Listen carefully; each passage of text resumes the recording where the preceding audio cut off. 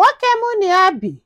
anụbugo nwaanyị a nke izizi ọ mụtala ya ofu nwa nwaanyị ya na ya na-abụ wee si okwu wee gbasaa bifo wee nụba m wee bata wee mụọrọ ya ụmụ n'atọ ka m mụsịrị nwa nke ịtọ ọ nọgide nnọọ one day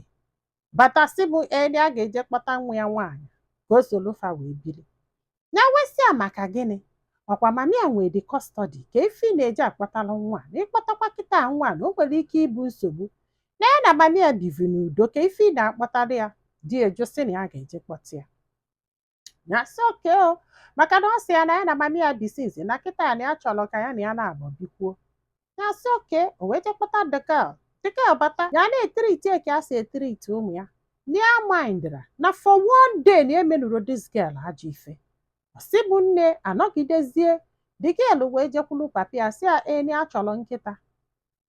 ya wee sị papi ya na egotene nkịta o na ọ bụrụ na o gote nkịta na ọkwa dịgel ga-ada efidi o na ya nwerekwa taịm ịga nyesie ụmụaka nri sisie nri nyewekwa nkịta nri na ya ma mmie o papi ya si na okwugo ịgbagonu ka a na-ekwu ya ụmụ ya wee gbatakwuo wee sị na fa chọrọ buusu na fa chọrọ nkịta ịghọtara na ewee kpie ya gbasa afa nnọọ nkịta fa na papa fa kaliba so papa ha welu maka na ya dagesti nkịta anụnwa this lady the girl kwuru wee kweta na ya ga-egotekwulu ụmụ ya buusu ma udochia ya gbanụ nkịtị wee lụọ gotelu ụmụ ya buusu ụmụ ya dụkwa ịtọ wee gotelu this girl nkịta ha wee bata ọsị m nne m chekigodu na fado 5 plus ofu nkịta and ofu buusu afọ ifugie na so na ego kwesịrị ịdọbụ ya wee gwadie wesị na ọ ga-eti ikwuru ya ego yes maka na kịta na ife a na-efe idizabrozi mmadụ ise na mmadụ 7 ọjụ ya maghịgba nkịtị na-efe idi ha ọsị m anọgidezie this girl ebidokwe o si na ụmụ ya kwesịrị ị na-enye nkịtị ya nri maka na ya tọsị fa na ya kwesịrị ị na-ezife ozi maka na o nwee bọsị o ji esi bata fụ na buusu na-eri nri mana nkịta ada eri nri o wee jee wee makwulu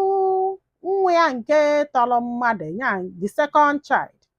wee tibie ife ya wee pụta wee gbose ha wee sị ha kedu ife na-esele unu ọ sị na o nyesiri buusie nri na o nyere nkịtị ya wee sị na bife egotelu gị nkịta na agwara gị agwa that you will take care of this dog ikwalụ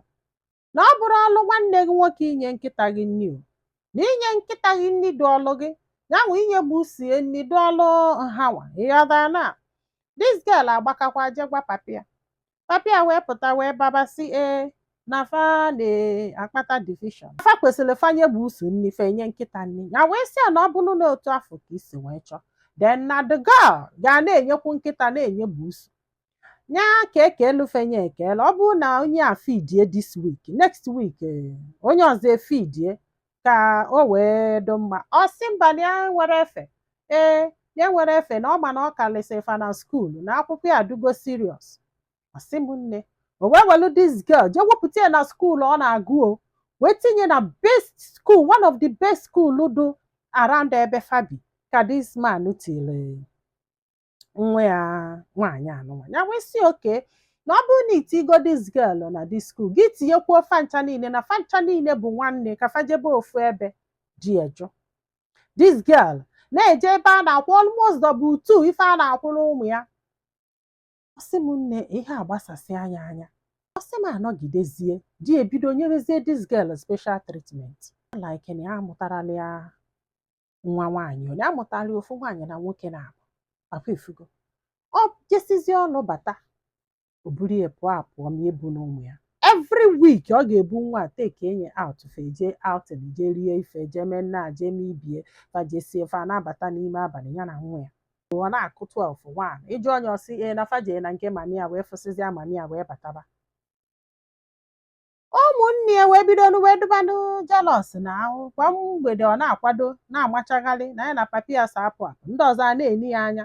ọ sị ma ọkwa ebe afọ ka esemokwu nọ wee pụta ọkwa etu ka esemokwu si wee bata na mara ejifa ya wesịa na ife ị na-eme adọrọ mma na ị na-etreat this girl different from ndị ọzọ na ofu nna kafa nwere na ọ bụrụ na ịchọ ịkpọ hapụ apụ gị kpọrọ fancha niile pụọ ọ bụrụ na ị chọrọ ịkpọfa gị hapụ fancha niile hia ọ gị jee welu dis girl tinye na boarding school na o nwere ka ọ dụ ị na-etriti differently from ndị ọzọ fa na-watch na ọ dịrọ mma. di ya ajụkwa na-etriti dis girl well ife ọ na-emezi bụ ọ bịazi oduri eje ebe mami ya mgbe ụfọdụ fa nọ 2 days mgbe ụfọdụ fa na-ede o jesi ebata ya jụọ ya ebe ọ je ọ sị ya je efu mama nwa ya ya lụzie dị nwa sị na ya chọrọ ịna fa wee nọzialụ nọzialụ 2 days wee nataba ọsị m ihe a na-afịa arụ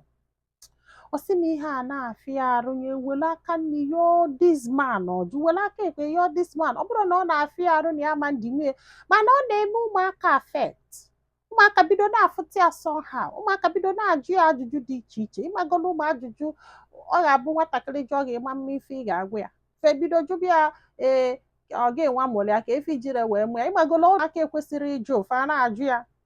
so nya wee bidozie fajụọ anya ụfọdụ o jesie batanya asị fajee ka fajụọ papa ha ụmụaka wee bido ịjụ ya kedu ife iji tritiri anyị different from nwa nke ọzọ kedu ife iji wee lọvụzie onye nke ọzọ ịlọvụ ọzịfa ọ sị na onye anwa na-akpalụfa ife ị na-atụ ụmụaka na-afụ gị ka ị na-ajụ onye gwalụfa sị na ọmamafa gwalụfa so na ọ bụgodị na nwatakịrị ya marife ọ mara mgbe iduolu nwanne ya pụọ na idunuru ya wee pụ ọ mara mgbe ọ ga-abụ gị na nwanne ya jesie bata ọ na-alacha ice cream m na-enye nie ọ bụrụkwanụ na ị ga-edusi nwa afọ pụọ outside ị na-abata ka igotele ha something nke gwụkwalụ bụ ọsị bụ nne ya wee pakata ihe a wee sịbana ihe a bụrụ ihe a ga-eme maka na ọ ga-ekreti enmity kretie so many things n'isi ụmụ ya na ọ na-eme ha affect fafụ papa fafa anọlụ nwayọ fa ebidozie kpọba nwa a asị ịgbagolu ya wee sị mba wee kpọọ dị egwu ya gwasị anya sị na ọ bụrụ na ịstọpụrụ ihe a na ya nwere ike ịhapụ this marriage because of that oche na ya na-egwu egwu ya wee je chọọ ụlọ chọta ụlọ kwụọ ụgwọ ụlọ olu wondo jesi bata ọfụrụ ọzịfa ya na-ene anya ka o megherị arụ azị na nwunye ya nọrọzi nna ibie o megherịrị arụ ya wee savụ ọnya akwụkwọ sị anya bịa na kọtụ ka ọ gbasa anya ka o jezie nụbakwa nwaanyị ọ gbasagolo na nsogbu adọrọ ha wee lute na kọtụ ha wee kpebe ekwe na-ajụ dị esi a kedu ka isi chee na ihe anyị na-eme na ụmụaka ada afịa kedu ife kpatara ile iji wee tritibe this girl special ọ sị na nwaanyị ka ọ bụ kedu maka nke obele your second wife kedu ihe ejiri akpụ ya jọsị na ọkapeke na ọ bụrụ na o rie nne ya akpụkpọ ori ejebe ịkọtụ wee sị ya mba na ị na-ekreti enmity n'isi ụmụaka gị na ọ dọrọ healthy for ụmụaka na etu nwaanyị a si wee kpọrọ ụmụaka ya wee pụọ is better ma ọ bụrụ na ị na-eme ihe niile a si na ọ bụrụ nwaanyị afọ ka a na-anọ na nke na ya nara eme naanị ya nara eme ibe ife wee bọsị ya na the woman elofu m nke a fọlọ n'ụzọ wee baba mba ịghọta na the woman wee kwụsịsịbe so many things ya gwalụ die gwara ya ihe a wutie na o so n'ihe ha ji wee move out ọ bụrụ na emezi o bụrụ ife niile family bugolu nwaanyị afọ ọ bụghị ya tago so mgbe ya na-ekwe na kọt ọ na-agọ o so n'ife eji wee mee the woman invite the woman wee bịa wee kpebe nnọọ kpegide kpesisi wee babalụ the man mba basịarịa babalụ the woman mba basịarịa jọji wee nọgide wee jụọ one funny question ọ na-amalụ question this jọji jụrụ jọji wee jụọ the first wife emere invite wee sị ya maka na ya mana gị na this man ada atọ bụ ka unu si atọ until ọ nọ the second wife o wee mụtaba ụmụaka unu wee bido wee tọba n'ofu ajụjụ ka ya nwere ịjụ gị na ịsa anya ajụjụ ga-agwụ ya ife ya ga-eke na this case n'ife a chọrọ ịma bụ ọ bụrụ na this second wife hapụ di gị ị ga-anụ ya this your ex ị ga-anụ ya ịza dị ka nza agba nkịtị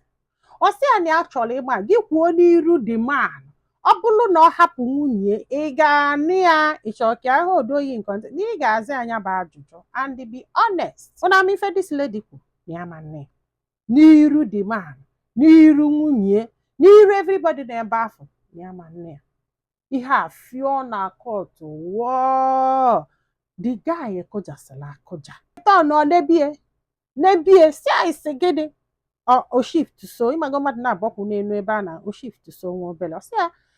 kwukwu again na nchọ ka ọnụ ya asị m ma ị ga-anụ this man ọ sị na ya ma nnukwu ya na fa anụsigo gbasaa na ife jikọlụfa bụ nwa nwaanyị afọ na ọ bụrụ na nwa elu 18 years na nwerozi ife jikọlụfa iwe na-achọ ka ị gbasaa this marriage ụfọdụ ụmụ nwoke chukwu ma elu na ebele mgbe ụfọdụ eziokwu m adị m surprise ka nwaanyị a si wee mepee ọnụ sị na ya ma nne ya mana ọ na-fight tooth and nail to break that marriage akwa ifu gị nwaanyị akpọọlụ nwa gị na ya na-abọ mụrụ ị na-akwụgharị orube ka ị nọọrọ nwaanyị ọzọ mụtaba ụmụaka ọsị gị bịa kpọrọ nwa gị na o need father's love na o need nna na o need ibie wee je wee kwugbute nwa gị which is not bad o igwe bịaza treat rie nwa afọ different from ndị ọzọ maka na ọ na-abịa ilu obi onye gị ibọn gị ị na-eselizi ibọn gị free na iwe na-achọzi ka ị chọọ nwunye gị to go back to the first wife ya first wife wee kpochenye ego mgba n'ala ewee jụọ nyanwa wee sị ya ee mịa aka ya anụ ya wee sị nwaanyị adị anụzi ya jezie nnọọ nọba first wife ma okweghị ya nọbịa ewee jụọ di wee sị ya ma ọka ya anụ di ekwuru okwu si n'ebe afọ ọkwụ jenọla ana n'oche kọt wee sịsị gbasa onye ọbụla naba wee nyere ha anọda deti ha ga-echigata azụ di wee tụọ wee bịa yọbịa biko ọsị bụ na di na-ayị ya kịta biko ọbịa ọsị akpọnye ụmụaka ka take efe out ka ame nna ka n'ibie kedu ife kpata dat n'unu ga-emegide mmadụ ife ruo na made in China the phone ya wee malụ na ife unu na-eme adọrọ mma azụmi na nwaanyị asị yes na ya ga-anọ gị ọdụ unu ka ọ ga-echigata azụ bịa na ayị ya biko na ọ ga-eteke ụmụ ya out ọ ga-abọda abat ụmụ ya na ụda mana nwaanyị nke izizi akpọgolu nwa ya na ọ kpọgolu nwa ya ọ desozi ha mpịakọmpịa bikos na ọ sị na ebe nwaanyị anọrọzi n'ụlọ na di ya amasị nwunye nwatakịrị ka akpọkwala ya nwaanyị ibe gị ka idele nwa ọ na-efidi nwa gị nwa gị akọmplen uro for one day na a na-emegbu ya ma ọ na-esili nri na-enyere ya na nke a mee na nke a mee di ji aka gị jụsị na ị chọrọzi ịnọ tia nwaanyị ọzọ ichigata azụ ka ị gbasa anya ọkwa ifu gị ọ maka ndị na-eme poligami ọ maka ndị na-asị nwaanyị na-abụ ịlọ ọvụlụ nwaanyị ahụ but you couldn't treat her right o wee hapụ gị ọ bụgodu na iteritiri right o wee hapụ gị ọ chọrọzi na ijebela onwe gị belụnụ na onwe unu ebelu na-egbusisi onwe unu asị ụmụ nwoke na-anwụ ụmụ nwoke na-anwụ yes this is one of the things ụmụ nwoke ji anwụrụ because unu na-egbu onwe unu every day yes chai ike gwụrụ ọ bụ nne m tii na ọnụ n'okwu onye agbagalụ ka onye agbagala ndị be anyị daalụ nọ ka ọ dị n'ụbọchị ọzọ